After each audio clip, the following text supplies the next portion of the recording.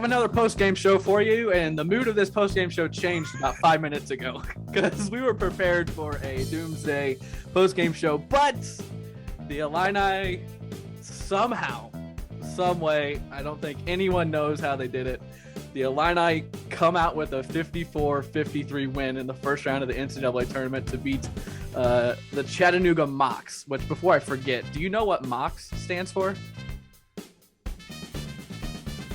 They said it during the broadcast. Mockingbird? Yes, that's what it is. I mean, I don't know what else it would be. I don't know, because their logo has like a conductor hat on, so I thought it had something to do with the train. They said during the broadcast it's short for Mockingbird, and if Illinois would have lost to the Mockingbirds, I would have quit watching basketball, because that is the most wimpy mascot you can come up with. But that's neither here nor there. Kentucky lost to the Peacocks, so that's true. I don't know that you could that's be too judgmental about the Mockingbirds. Something about those wimpy birds are putting up fights here in the NCAA tournament. But like I said, Illinois wins. We can say that. We can say that now since they actually won the game. Okay, go on. Yeah, 54-53.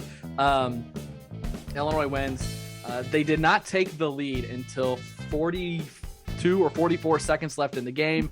They led for a total of 25 seconds total in the game.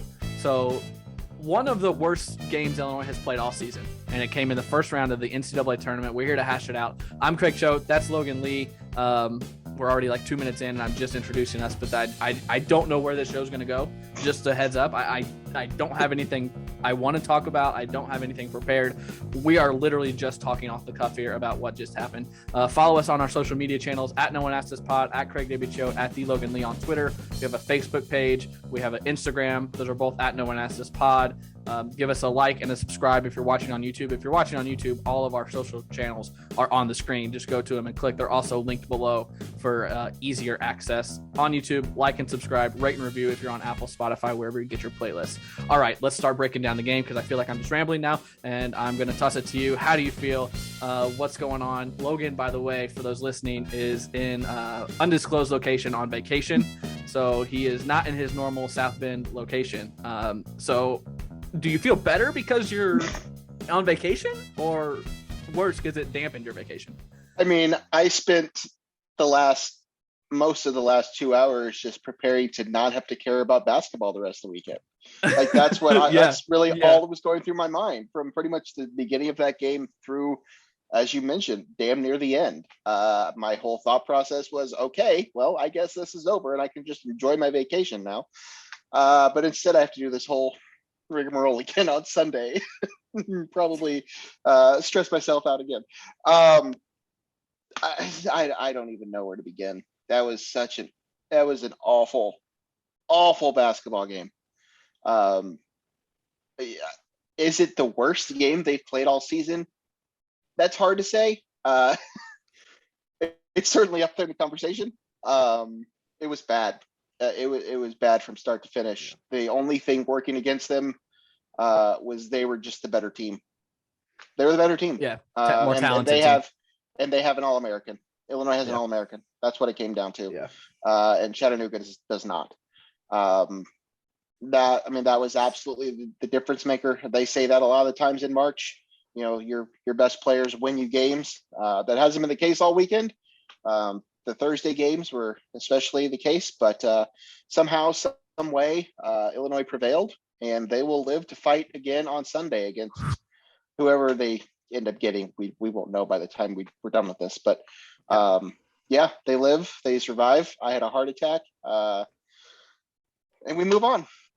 Yeah, that's my thoughts. Yeah, it's another one of those post-game shows here that for the last hour I've been preparing things to say about this team and how excited I am that this season's over, so I can stop stressing and all those kinds of things. And now that we're here doing this, I'm like, I don't know what to say. I don't have any. I literally don't know. I did say the worst game they played. The first thing we can touch on here, the defense was incredible. Yeah. The defense was very, very on point tonight. They held Chattanooga to 32.3% from the field, 26.7% from three. And it helps that Chattanooga went 50% from the line, 7 of 14. While I'm looking at them, I guess we can go through the stats here. Kofi, as most expected, I think, kind of had his way a little bit. 17 points, 12 rebounds, and he got every single one of their bigs in foul trouble. He fouled one of them out, and that the was other one had huge. 4 fouls. They had 4 guys with 3 or more fouls, 2 more with 2 and 2 with 1. They had 21 fouls for the game. So Kofi has 17 points, 12 rebounds. He was 5 of 10 from the line. At one point, I think he was 2 of 7. I think he made his last 3 free throws to go 5 of 10 from the line. Alfonso Plummer had 15 points, all of them, I believe, in the second half. He hit 3 threes. The only 3 threes that Illinois hit the entire game, Alfonso Plummer hit in the second half. He also hit 2 big free throws. Did they give him the lead? I think the 2 free throws gave him the lead for the first time. And then Coleman Hawkins had 10 points, also had 8 boards. He played a pretty well all-around game. He missed the front end of a 1-and-1 that really put Illinois in jeopardy. Curbelo had 5 points, 4 assists, 3 rebounds, 6 turnovers. So we got a lot of bad Bello tonight. And then Omar Payne had 3 early points. DeMonte Williams had 2 points, and Trent Frazier only had 2 points. Illinois shoots 39.6% from the field, 19 of 48. They are 3 of 17 from 3 for 17.6%. Like I said, Plummer went 3 of 8. Trent went 0 of 5. DeMonte 0 for 2. Coleman Hawkins and Andre Curbelo each went 0 for 1. And Illinois did not help themselves at the free throw line. They missed 9 free throws, 13 of 22 from the free throw line. So there's your stats. Malachi Smith, as I think most expected, led Chattanooga with 14 points. He was the only scorer in double figures.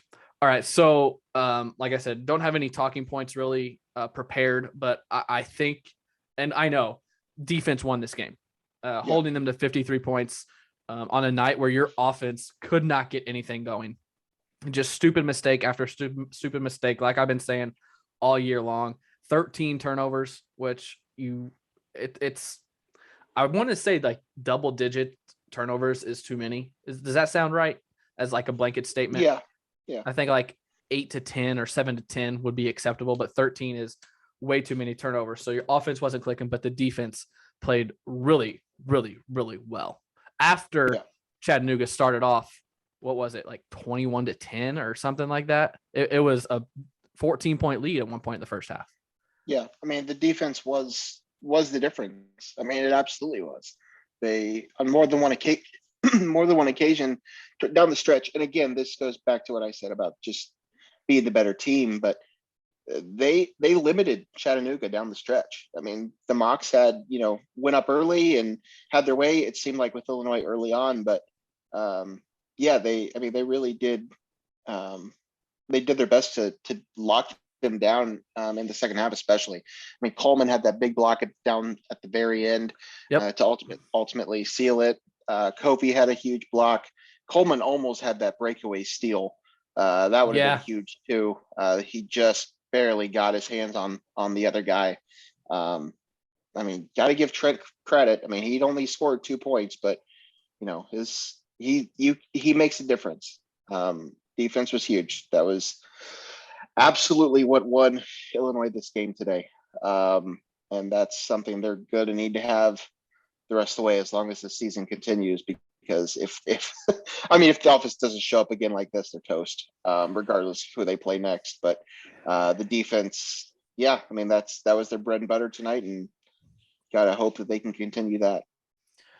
Yeah, that offense is a major concern, and I don't know where the flip switched, because this offense was. I texted it in our group chat during the game. Like, this team, they said it in the broadcast, this team averaged 9 made threes a game. There were games where they were hitting 15 threes, and they make 3 tonight. They've been off for a while. When was I mean, I don't have the schedule pulled up in front of me or the stats pulled up in front of me. When was the last time this team, excuse me, was hitting and in a flow and a rhythm? Because it wasn't Indiana. It's been a while. I would argue it wasn't Iowa either. when they beat Iowa. No. So you got to go back to at Michigan, February 27th, probably the last time that we felt the offense was clicking. And that's when they scored 93 points. So yeah, the defense wasn't great there, but the offense was. So it's a complete switch. And I don't know what the answer is. Grandison played sparingly tonight, was not himself. I don't know that he attempted a shot. He didn't. Looking he at had this one. here. He had 3 rebounds, 2 assists, and a foul, but no shots taken. So that leaves Plummer and Frazier with Coleman sprinkled in because Coleman can hit a 3. DeMonte can, Curbelo can, but those aren't the guys that you want taking them. So no. I know it's a quick turn. You play again in 2 days. You got to figure something out with this offense. And I would love to say that it's giving Curbelo the ball and just letting him create. But that's so risky because he had 6 turnovers tonight. He made some great plays.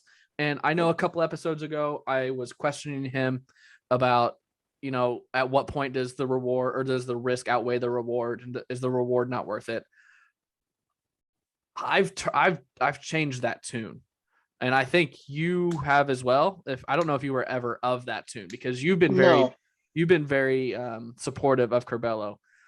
Yeah. But just looking at and thinking back to how he impacts the game, he makes so many plays and passes that no one else can. And he's really improved defensively. I want him on the floor.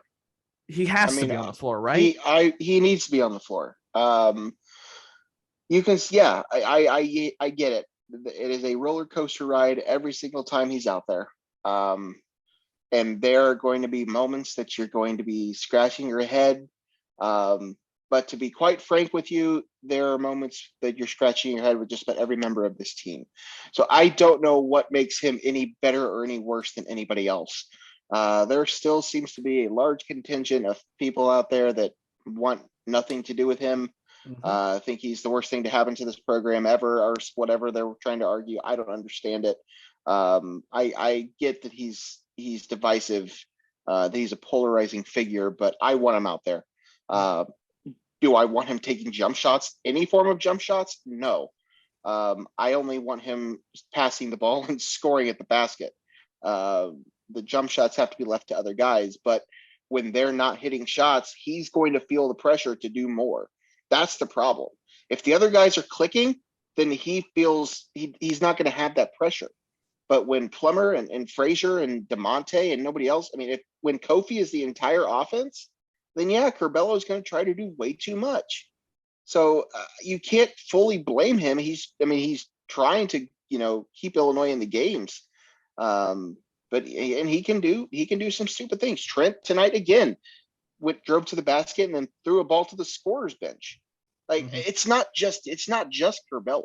This is our 5th-year senior that we've been screaming about from the mountaintops all season long. There was a second-team all-conference selection that in your first tournament game scored 2 points. And he played great defense and had 4 assists, which was nice. But even it's not. You can't just blame Curbelo for shit. That's not the answer. I want him out there. I do. I don't know where the offense is going to come from. That's really where this whole conversation started from. It's. I don't know that there's a flip that's just going to be switched. I don't think that's how this works. I think either you're hitting shots or you're not hitting shots. Curbelo or Plummer, it took some time, but he eventually hit his shots. That could be Trent on Sunday. Trent could come out and hit his first 3 shots and everything is fine. It's going to be spotty. And this team lives and dies by what Kofi does in the post and by the 3. Yeah. And when those things aren't happening, then you're going to get a 54-point game. You just hope your defense is good enough to contain whoever you're playing against. So, I don't think that the general public can get the stat broadcast during the NCAA tournament. So all we have to go by is the ESPN, and they're not as in depth. So this is half off top of my head and half. This is actually all off top of my head, 100% off top of my head. Pretty sure Kofi only had 4 points in the second half. I think he had 13 and 7 at half. and he ended with 17 and right. 12.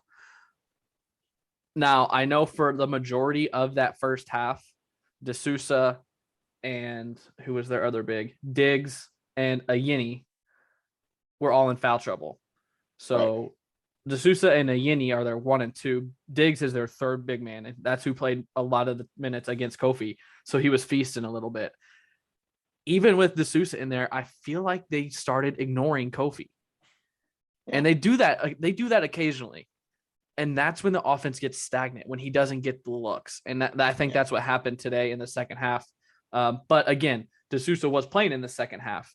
So that could go into it as well. There was something else that I was going to talk about while you were saying that, and I can't remember what it is. Oh, slow starts.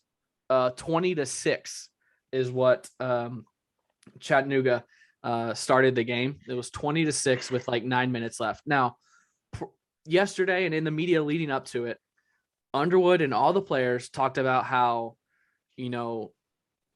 they learned a lot from last year against Loyola. They're going to come out here. They're going to have fun. They're going to play loose. They're going to throw shots up and all of this here and all this here and there. It was the complete opposite. They were running with their butt cheeks clenched. Like they were so tight. And it happened again to come out at halftime. Chattanooga went on a 7-0 run to come out of the break to put it up by 11 again.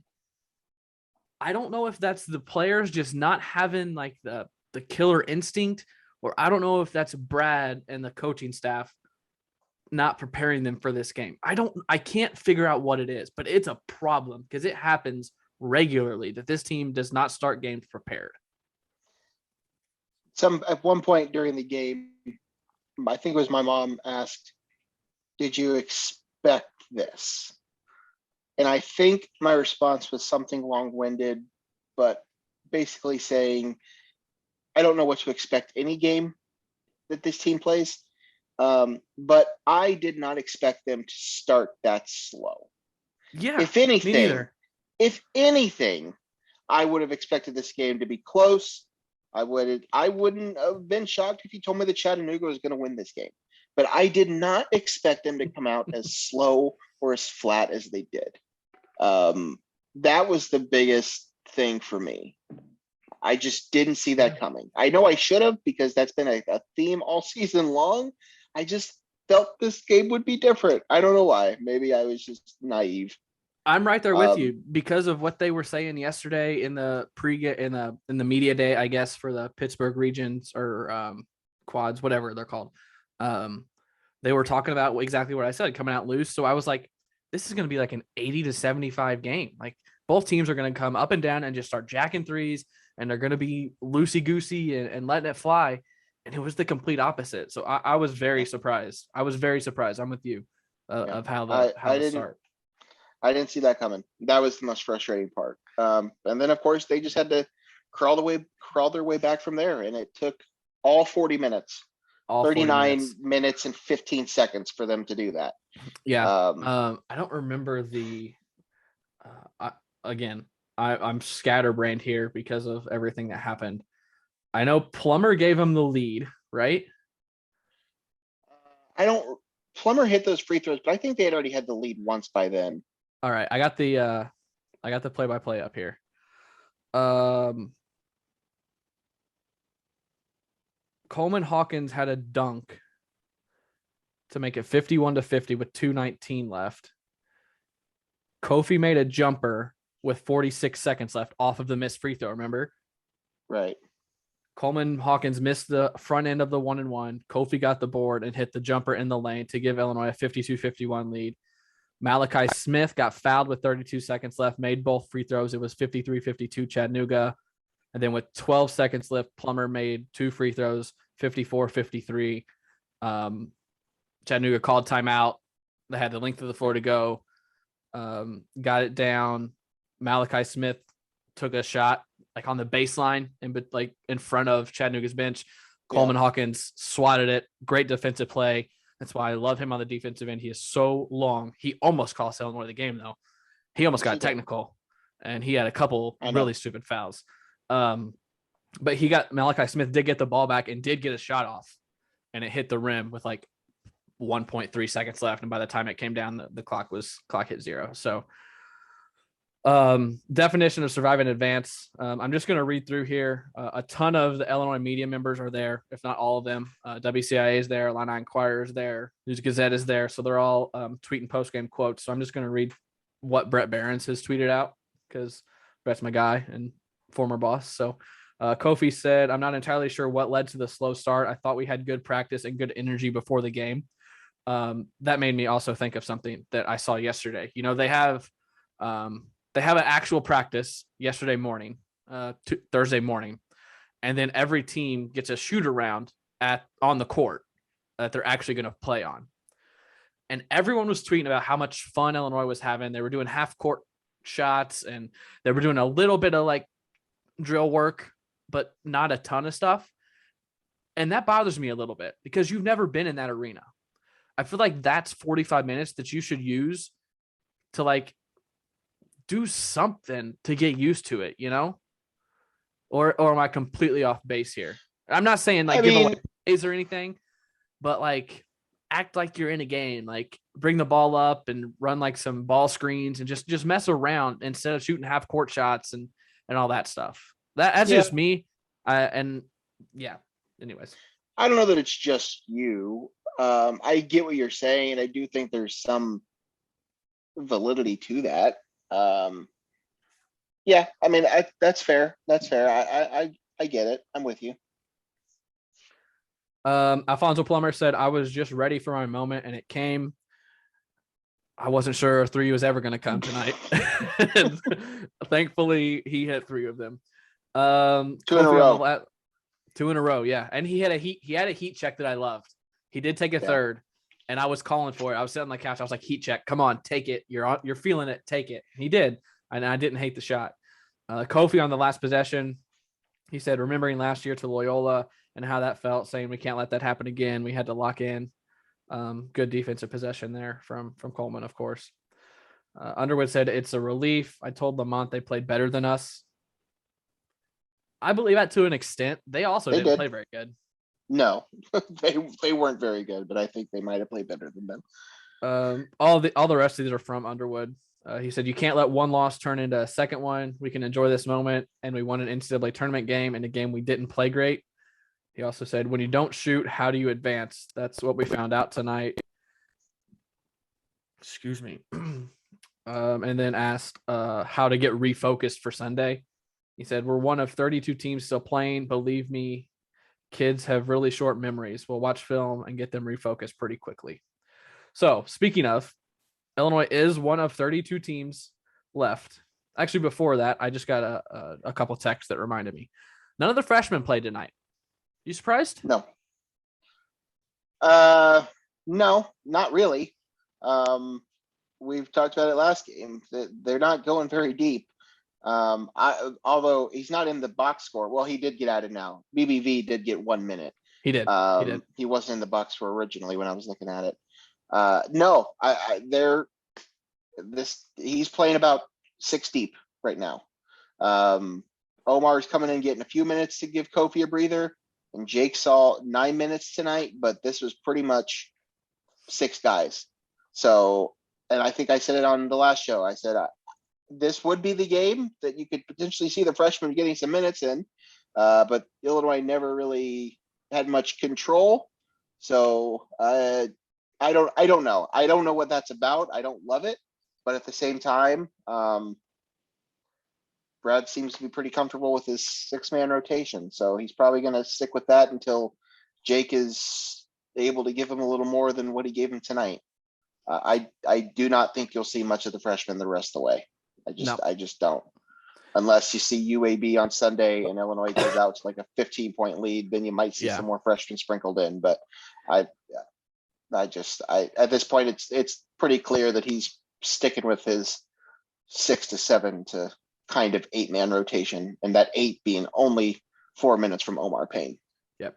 So I agree. I don't agree with it, but I agree with you. I would have loved to see RJ Melendez get 3 to 5 minutes tonight just to get his NCAA feet wet and all I think RJ's injury probably derailed him a little bit. Yeah, I'm sure it did. Whatever it was, appendicitis. appendectomy. That probably derailed his path. You saw something that made you gasp. What did you see? It's not Illini related whatsoever. Oh. John Clayton has passed away. Oh my goodness. Hall sad. of Fame broadcaster John Clayton spent years with ESPN. Wow. I know I hadn't seen him for a while. I don't know that he was still working or not, but damn, I'll always remember the ESPN commercial where he's like in his room, like got the green screen. He like yells at his mom or something. But man, that sucks to see. Wow, that's sad. Okay, so moving on. Like I said, we're recording this immediately after Illinois. So Houston UAB is probably just tipping off if they haven't already. So Houston. They're 2 minutes in. 2 minutes in. Okay. Houston. Analytics love them. Schedule. Weak strength of schedule. Haven't really played anybody. Picked up their first quad one win in their conference championship against Memphis. I texted someone this last night. They were asking about a potential Illinois-Houston matchup. I said, it's March 18th, and I don't think anyone truly knows what Houston is because they haven't really played anyone, but for some reason, the analytics love them. They've been without their two best players, I think, all season, or their top two scorers, and they were ranked in the top 15, but they're a 5 seed. So just a bunch of stuff that doesn't really make sense. So what do you think of Houston? Do you think it would be a good matchup for Illinois, a bad matchup, or do you not know enough about them? Do we know what Illinois is? True. I feel like we're 30 games into this season. I still don't even know what this Illinois team is. I mean, I can't sit here and tell you that I know a lot about them. All I pretty much know is the stuff you've talked about. I've been looking at the analytics and net and Ken Palm and all that stuff for a while and seeing where they sit and how those things like them, but also that, as you talked about, they didn't have a single quad one win. They play in a rather weak American Conference, American Athletic Conference. So no, I can't really tell you that I think Illinois is a super favorite in that. I do think that Illinois should be a favorite in that game. Does that mean Illinois would win? Absolutely not, because they shouldn't have won this game. So it's the thing that I get this is not what you're asking, and it's kind of silly to even think about it because like it's obvious as to why this is, but it's so crazy to me. Like it's not so crazy, but it's kind of crazy to think about how everybody keeps comparing tonight's game, this Chattanooga game, to last year, to Loyola. But that was a second round game. Yeah. This was a first round game. Yeah. So I don't know. I'm not gonna sit here. I don't know that I'm gonna be like devastated when Illinois doesn't win against Houston. Right. I know we want a Sweet 16. We've talked about that all season long. That's how we can really say if this team has a successful year. But if Illinois comes out on Sunday and they play Houston and they lose to Houston, I just don't know that I will be super heartbroken because I know this season is going to end at some point. Surprise! I would have been heartbroken tonight. Yes, but surprise, we're on the same page, right? Because we never agree with about anything. We're terrible. We're a terrible podcast team because we have no disagreements. I thought about that during this game, and I like you just said, we've said it all year. You need a second weekend. But as we watched the last month, Illinois entering today was 5-4 on their last 9. So now they're 6-4 of their last 10. This team just isn't what we thought it was. Yeah. So winning tonight, getting to the second round for the second year in a row, that's a good step. Yeah. I will accept a loss on Sunday to Houston. I think losing to UAB would suck, but I would accept it. If we play UAB, I take back everything that I just said. I think I would still be okay. I think I would still be okay because this team just isn't what we thought. Last year it hurt so much because Illinois was a 1 seed, and I think probably 75% of Illini Nation believed they could win the national championship and picked them in their brackets. So that's why last year hurt. This year didn't have those expectations. So I think a competitive game on Sunday, I'll be able to sleep that night. Right. Again, this team has shown that they can get beaten by anybody, but they can also probably beat anybody. If they're playing well. Yeah. So I don't know. We'll just have to see who it is and when that happens. Yeah. We don't even know when that'll be on Sunday. Right. But I don't think either of us know anything about UAB other than their best No. player's name is Jelly Walker. Jelly. I would love to play against a Jelly Walker. A couple things that I forgot to mention that are popping up on Twitter. Terrell Owens was at the game, sitting courtside. He is a UT Chattanooga grad.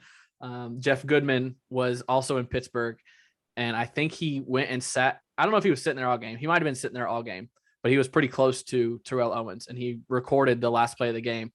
And then he turned the camera to Owens, and he just like sits down and like hits the railing a little bit. But also, JG Trends is tweeting out some stats.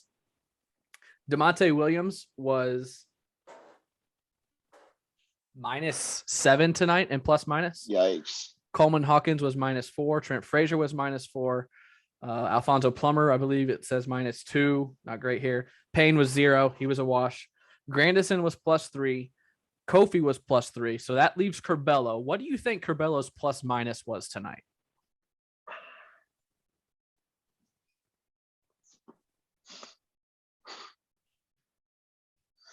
I kind of want to say he was a 0. He's not. I will tell you that. He is not a 0. I could totally see his plus minus being just a wash. Just like his positives were just the same as his negatives. Way off. What was he? +18. Yikes. Wow. He had 6 turnovers and he was still +18. Yeah. All right. I'll tell that one to the haters. That's a good note to end on. Andre Curbelo makes this team better. They won. He had 6 turnovers. He was +18. I mean, that's crazy. So we're going to wrap it up unless Logan has anything else. We live to play another day. Live to play another day. Don't know who it's going to be on Sunday, but it will be Sunday, either Houston or UAB. If I had to guess, this is just me, it would be one of the night games, like a 7 or 8 o'clock Eastern, because if Houston wins, it'll be a night like 7 or something, because it'll be a 4 versus 5, one of the better games. If UAB wins, it could be like the same one. I don't think they would make Illinois play or UAB or Houston play a night session and then an afternoon 2 days later. I don't think they would do that. So if I had to guess, it will be Sunday evening, late afternoon, evening-ish, but we'll know that later tonight, but we're not going to stay on and record that long. So once again, Illinois survives and advances, the theme of March, 54-53 over Chattanooga. Sorry, Seth Davis. Sorry, like the entire field of 68 team that picked Chattanooga. I did it in one bracket. How many brackets did you fill out? 3? I didn't pick them in any. I filled out 3 for our pool, and then I'm in like 4 other pools, and so I changed it up. So I probably filled out like 15 of them. There's one that I picked all Big Ten teams going as far as they could. It's crazy. But Chattanooga was a very popular pick. Illinois survives and advances 54-53. We'll do another one of these on Sunday after the game. Logan will still be on vacation, so I'll run the show and we'll get it out to you Sunday night. But for now, until then, I'm Craig Choate. That's Logan Lee. Another Illini win. We'll see you on Sunday. Suck it, Seth Davis.